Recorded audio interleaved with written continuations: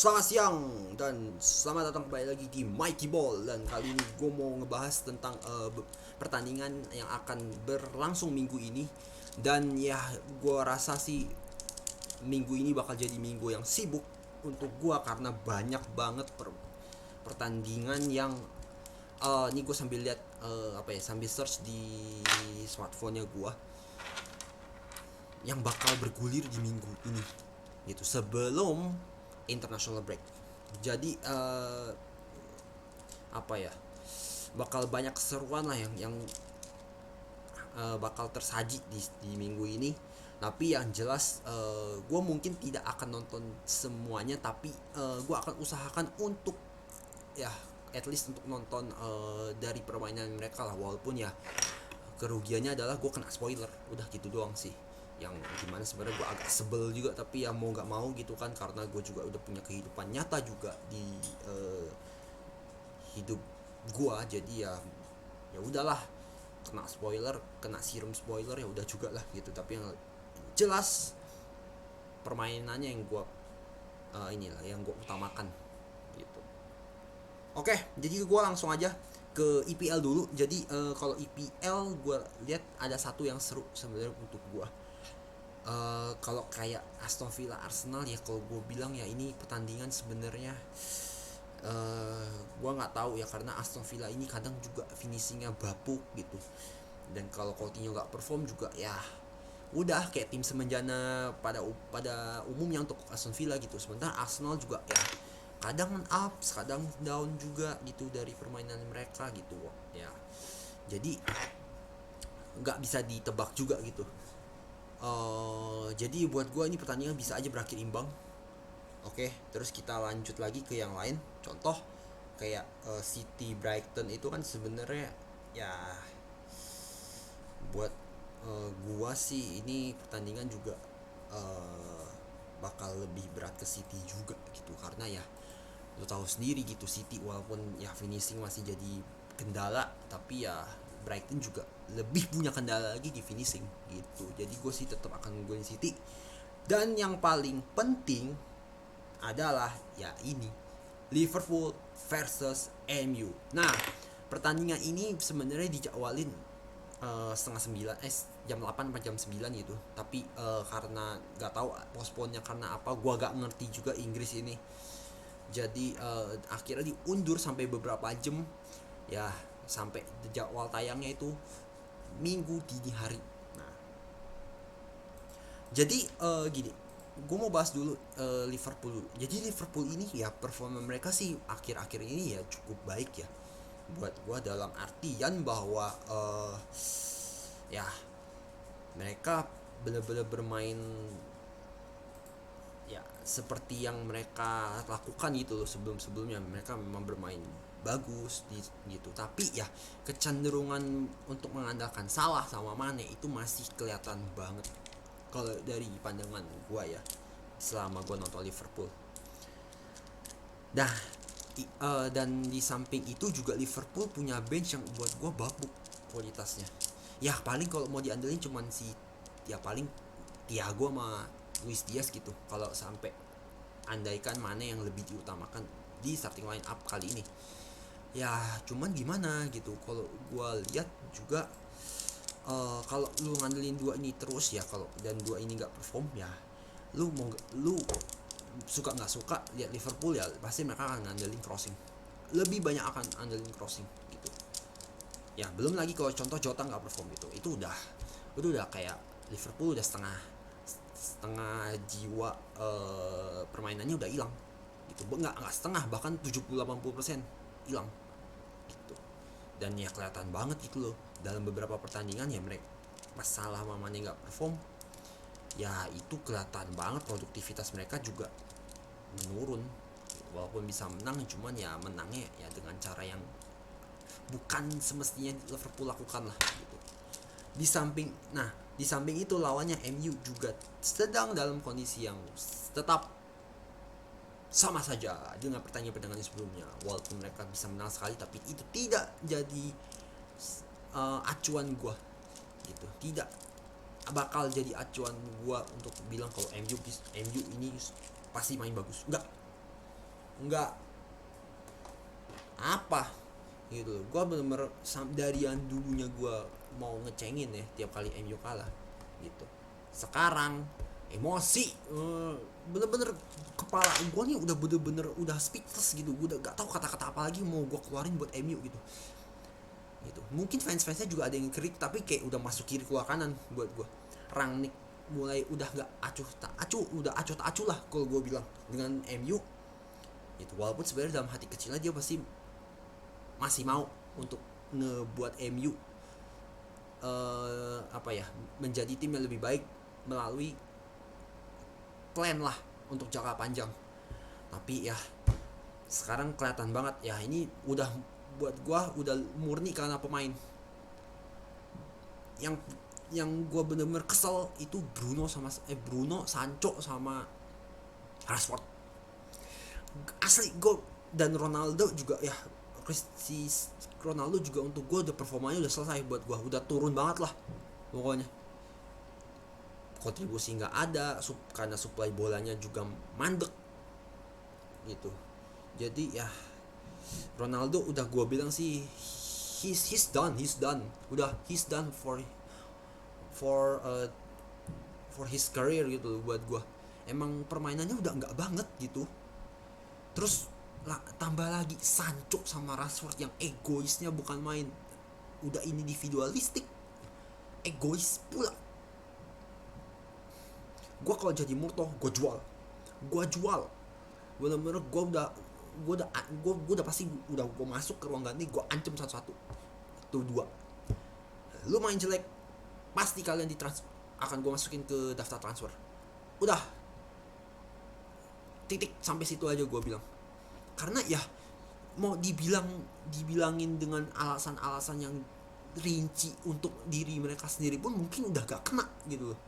Mereka cuma mau mereka cuma mau main untuk dirinya sendiri supaya mereka sendiri dianggap jadi pahlawan untuk MU. Nggak gitu loh. Kalau gue jadi Murto ya, gue bilang nggak gitu anjing gitu loh. Bener-bener udah kesel gue, udah bener-bener nih ubun kesel, udah lewat dari itu gitu. Nggak ngerti lagi lah, udah beyond my limits lah gitu emosinya gue terhadap dua pemain ini. Kalau gue jadi Murto ya, gue cuma andaikan gue jadi Murto nih. Terus sama satu lagi Bruno Fernandes. Aduh, ini Bruno Fernandes kayak hidup segan mati pun segan gue. Setiap kali main ya kontribusi juga minim, suka ngeluh pula. Nah udah dua kombinasi ini udah membuat lu udah selesai buat gue gitu. Ini gue lanjut nanti ya. Pogba, McTominay juga sama aja kontribusinya minim. Fred main gak jelas kayak anak hilang gitu. Kayak kalau lu tahu Haji, nah itu pergi mencari ibunya. Kalau Fred pergi mencari bolanya. Nah udah gitu. Gue udah bener-bener kesal banget lah sama MU gitu. Maguire juga random parah gitu. Dan Varane juga gak bisa diandelin 100% karena ya terbukti gue lihat selama ini dia main di MU gak kelihatan bahwa dia memang salah satu back yang mumpuni gitu. Dan pada akhirnya itu jadi kerjaan parah buat De Gea gitu. Jadi bener-bener deh gue bener-bener sumpah udah bener-bener udah speechless, hopeless pula gue sama MU untuk musim ini. Jadi ya untuk gue sih di pertandingan kali ini ya gue sih jelas akan unggulin Liverpool di sini. Semoga ya Liverpool bisa perform sesuai dengan apa yang sering gue tonton itu, dengan catatan bahwa Salah Mane gitu perform gitu. Kalau dua itu nggak perform ya lu bisa bayangin aja kayak beberapa pertandingan yang Liverpool hadapi gitu, dimana ya permainannya akhirnya cuma crossing doang yang jadi andalan gitu ya. Gue ditambah lagi ya, ini gue sebelum gue pindah ya, Bruno Fernandes ini aduh ampun deh, bener-bener kayak anak kecil loh, nggak bener-bener mainnya childishnya keterlaluan lah buat gue. Walaupun kontribusinya cukup besar untuk MU, tapi ya kalau gue lihat pemain childish kayak gini ya, gue bener-bener paling alergi loh bener. Itu bener-bener aduh, mostly itu 3 itu sih kalau gue jadi Murto ya, kalau mereka mainnya begitu terus ya udah pasti gue jual itu. dan akan gue jual. Udah mau cut loss aja lah gitu, bener-bener udah cut loss aja lah gitu, bener cut loss aja lah anjing gitu. Ini gue sampai bener-bener kasar nih gue waktu 3, bener-bener ampun, bikin bikin gue darah tinggi ya. Udah, gue mau pindah lagi ke yang lain. Kita tinggalkan dulu MU yang bikin gue hipertensi akut non kronis. El Clasico. Nah, El Clasico ini akan jadi seru buat gue karena ini kan pertandingan yang akan ditonton semua orang. Oke. Dan ya kita akan melihat dua tim yang benar-benar punya ciri khas yang beda gitu. Dimana kalau untuk Real Madrid, ya Real Madrid pasti akan ngandelin 5 pemainnya lagi, pasti sih.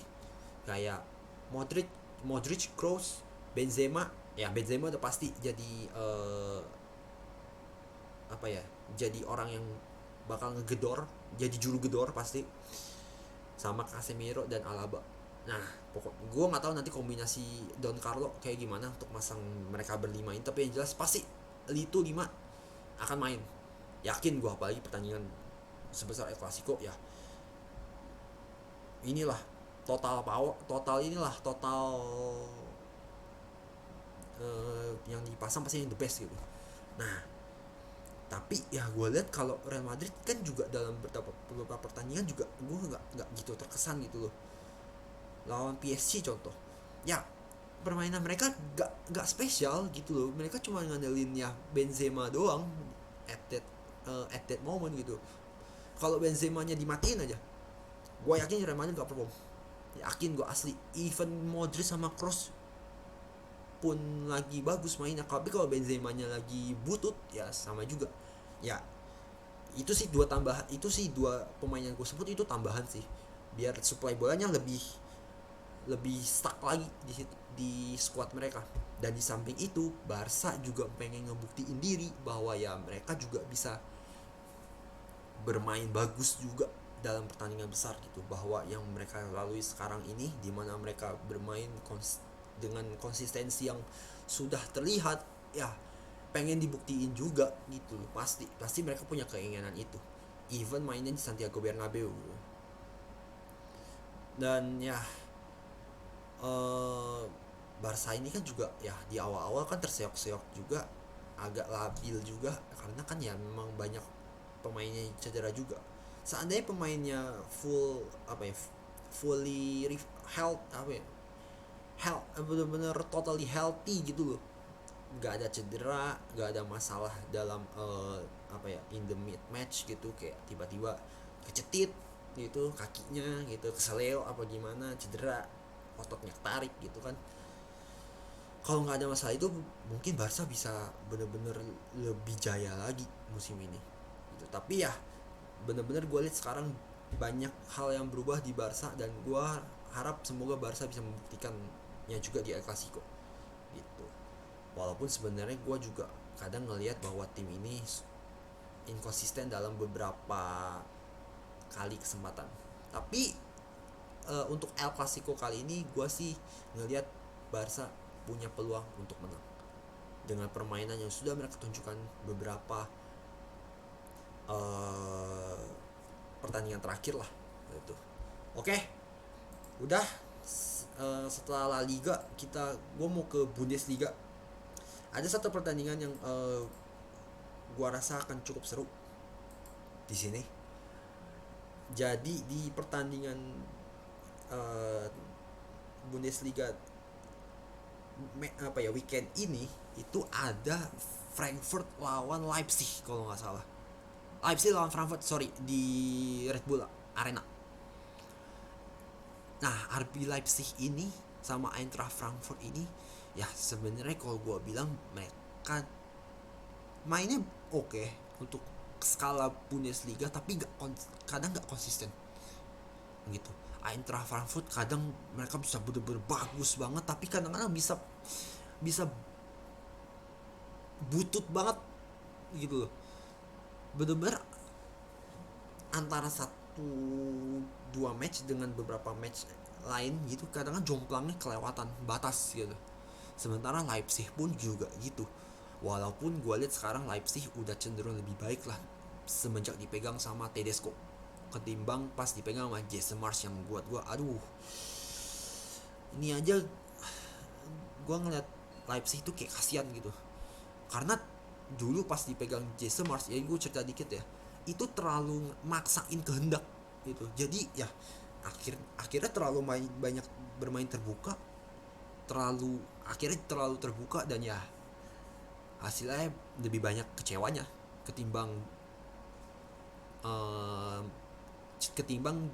memuaskan lah, ketimbang menghasilkan sesuatu yang memuaskan gitu untuk Leipzig gitu, untuk pendukungnya Leipzig gitu. Dan ya gue sih ngelihat RB Leipzig ini pasti tetap akan mengandalkan si Nkunku pasti untuk untuk apa ya, untuk melaksanakan ininya dia lah, untuk melaksanakan tugasnya untuk nge-infiltrate dari sayap. Dan ya kalau Eintracht Frankfurt ya gue sih ngelihat bahwa peran midfieldnya udah lebih rata buat gue gitu, ya lebih merata lah perannya gitu. Kayak Lindstrom sama si Kostic gitu ya, mereka bermain dengan perannya masing-masing. Dan ya gue lihat ya cukup baik juga mereka menjalankan perannya mereka masing-masing lah gitu, walaupun gue nggak gitu nonton terlalu banyak Frankfurt gitu. Tapi ya melihat pertandingan ini, gue rasa gue ngelihat ini pertandingan akan berimbang dari segi permainan, jujur aja. Dan gue gak bisa nebak ini siapa yang bakal menang, to be fair. Gue gak bisa nebak ini karena ya dua-dua punya kesempatan lah untuk menang. Tapi siapapun itu yang bermain lebih bagus, pasti dialah yang akan menang untuk pertandingan ini, RB Leipzig versus Eintracht Frankfurt. Oke. Kalau kayak gue sama Dortmund ya Dortmund ini juga kadang nggak ini loh, kadang nggak konsis juga loh permainannya. Jadi gue bingung kalau lawan kayak Köln gini aja, kadang-kadang sekelas Köln ya itu aja kadang bisa seri bahkan cenderung kalah gitu. Tapi ya we will see lah nanti kayak gimana. Wah ini udah sampai 18 menit loh gue bahas, karena ada 5 pertandingan yang buat gue seru di sini. Yang keempat dari Eredivisie, The Klassiker ini ya buat gue akan jadi menjadi momentum untuk Ajax juga ya, buat menjaga lah kesempatan mereka untuk juara musim ini gitu. Ditambah ya mereka udah out juga dari UCL, jadi mestinya sih mereka udah fokus aja ke dua kompetisi itu.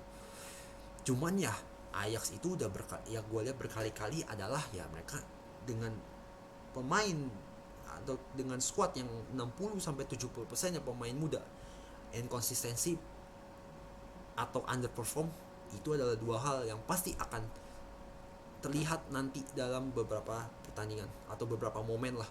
Kayak contoh lawan Benfica kemarin, mereka sebenarnya punya banyak peluang tapi ya gak ada yang jadi gol juga, which means that all of them were underperform juga, besides their inconsistency as well gitu ya, inkonsistensi juga. Dan ya dalam segi finishing ya akhirnya juga mandek, padahal Ajax ini punya segudang potensi ya untuk bisa berbuat lebih banyak gitu. Tapi ya udah, itu udah terjadi juga. Tapi yang jelas kalau dalam skala Eredivisie gue sih gak ngelihat bahwa mereka bisa dengan mudah menyerah gitu aja, apalagi The Klassiker yang benar-benar tensinya akan tinggi, terlebih lawan Feyenoord udah kayak rival ya, ini rival lah buat gue. Tapi ya mereka juga performanya meningkat juga dalam beberapa pertandingan terakhir, walaupun gue gak gitu nonton juga Feyenoord. Tapi ya dari segi permainan sebenarnya mereka juga ya mirip-mirip lah kayak Ajax gitu. Cuman mereka itu kadang-kadang kan lebih nge-mix lah dengan crossing juga gitu. Dah, tapi kalau gue bilang untuk dari segi kedalaman squad, performa mereka dan konsistensi yang mereka tunjukkan, gue rasa sih gue akan lebih condong untuk lebih mengunggulkan Ajax ketimbang Feyenoord Rotterdam. Oke, ini yang untuk ini ya, untuk the klassiker ya. Karena gue rasa kalau sampai Ajax menang lagi, ini buat gue kesempatan buat Ajax jadi juara itu akan makin gede. Percaya sama gue, bener, pasti akan terjadi. Dan yang terakhir, ini juga buat gue seru, tapi gue mau bahas simpel aja lah. Gue males sebenarnya ngebahas Serie A, nggak banget pokoknya. Bukannya anti, tapi ya permainannya rata-rata semua tim itu rata-rata sama semua kecuali Atalanta sama Inter gitu, ngandelin otot tanpa gameplay jelas. Jadi ya gitulah, nanti lihat Serie A yang apa ya, lu tonton lah. Serie A tuh ya pasti kurang lebih kayak gitu. Even yang akan gue bahas, Derby della Capitale, Roma versus Lazio. Di pertandingan pertama kemarin Lazio menang 3-0. Ya, itu menunjukkan bahwa Lazio tuh memang bisa main bagus juga. Cuman ya dua tim ini ya gue nggak ngerti gitu. Memang mereka mainnya mungkin mindsetnya mereka emang stuck aja gitu dalam segi permainan, karena ya pada akhirnya ya ujungnya ngandelin otot juga gitu dan counter attack itu. Lebih-lebih Roma gitu sama Simo, aduh, kayak nggak jelas banget lah ini tim. Tapi ya kalau mau gue bilang siapa yang bisa lebih keunggulin, gue tetap sih dengan pendirian gue cenderung sedikit lebih mengunggulkan Lazio. Oke, itu aja mungkin preview gue untuk match day minggu ini ya. Terima kasih untuk semua yang udah nonton video preview gue kali ini, dan yap, sampai ketemu lagi di Mikey Ball berikutnya. Ciao. Pusing lihat MU. Udah bubarnya tim asli deh.